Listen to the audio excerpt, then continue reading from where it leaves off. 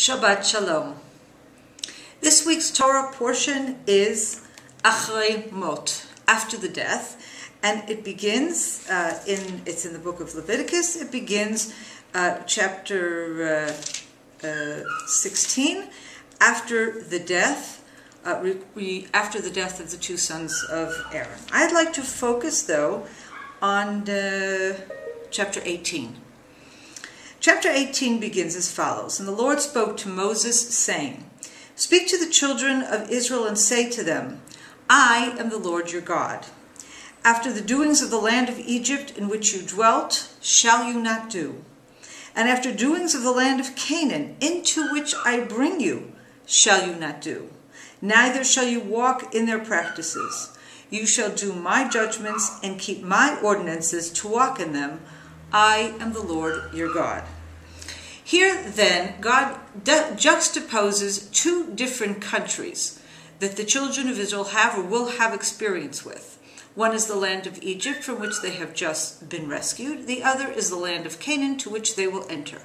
Both of these countries are known for abominations.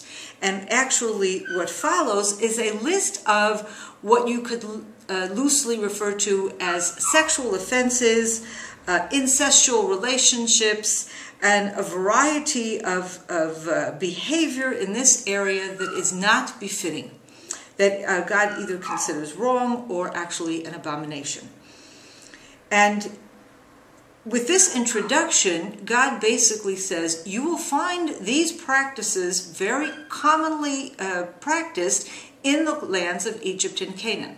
The children of Israel, on the other hand, are commanded not to follow them.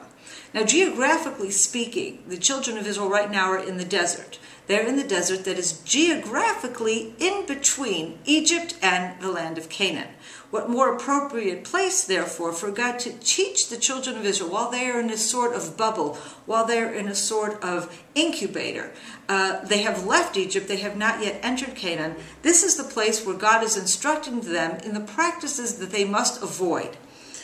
They are in a place right now where they are not subject to any alien influences. They have come out of a place where they have seen and experienced and been influenced perhaps by the practices of Egypt. And now God is warning them, before I take you into another place where you again will be subject to these sorts of influences, this is what you must understand, absorb, and determine not to do. After listing the series of violations, at the end of the chapter we have as follows: "Defile not yourselves in any of these things, for in all these the nations were defiled, which I cast out before you, and the land was defiled. Therefore I do punish its iniquity upon it, and the land vomits out her inhabitants. You shall therefore keep my statutes and my judgments, and shall not commit any of these abominations, neither any of your own nation, nor a stranger that sojourns among you." And then the verse continues, "That the land vomit not you out also when you defile it, as it has vomited out the nations that were before you." Here we have the next step, so to speak. Whereas Egypt is a land that might tolerate this sort of behavior, even though God says this is a tolerable behavior, not only are the children of Israel a chosen people of God and therefore receive these commandments not to behave in such a way, but the land that they are going to be going into, the land of Canaan, is a land that the land itself will not tolerate these behaviors. And therefore God is telling the Jewish people, not only will I bring you into this land, but the people who are in that land now, the nations who today control the land of Canaan, will not be able to stay there very long. And here there's a certain justification, there's a certain moral reason behind this change of populations that God sets out. It's not just that he has chosen the Jewish people to inherit the land of Israel, and therefore in order to make room for the children of Israel, the Canaanites have to leave. But God makes it very clear that morally, they themselves, the Canaanites, are not able to stay in the land, for the land has vomited them out, because they have indeed committed all these terrible abominations. The land itself, that has its own sort of holiness, its own intolerance for impurities of this sort, the land itself will vomit you out. So basically, not only do the children of Israel have a different set of laws, but if they are going to be able to justify their entrance into the land of Israel, they are going to have to follow God's laws to ensure that they really deserve to be there. After all, the people who were thrown out were people who did not deserve to be there, and they need to deserve to be there. Moreover, God says, if you don't obey these commandments, if you don't act in a pure and honorable way, then the land will vomit you out as well.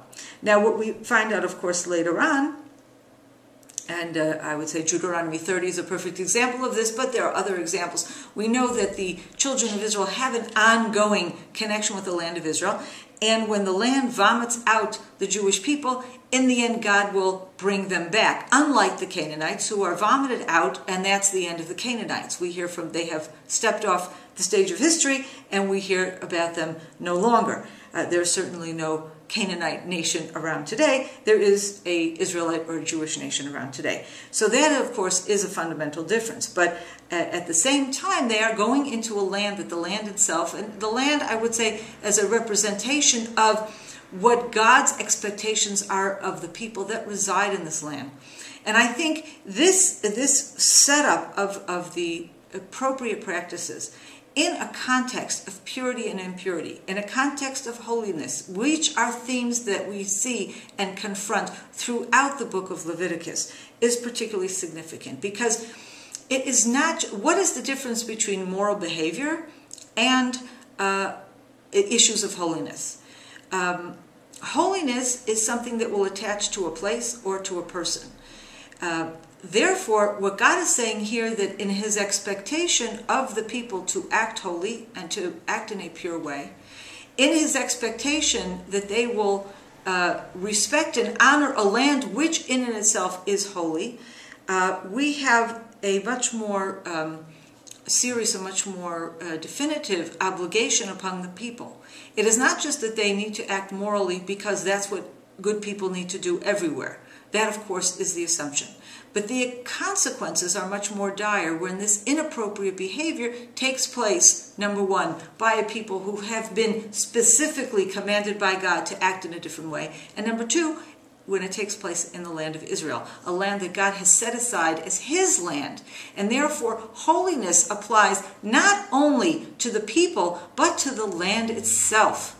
And it, of course, in its greatest degree of holiness, we reach the temple, we reach Jerusalem, the center of the land of Israel.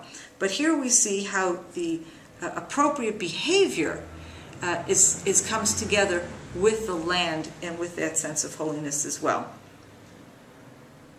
I think it's very important that all of us, as we read these verses in the scripture, that we remember and understand perhaps a metaphysical concept that is alien to modern sensibilities, but is a concept that is eternal as well. The land itself, with its holiness, will not tolerate inappropriate behavior by any of its residents.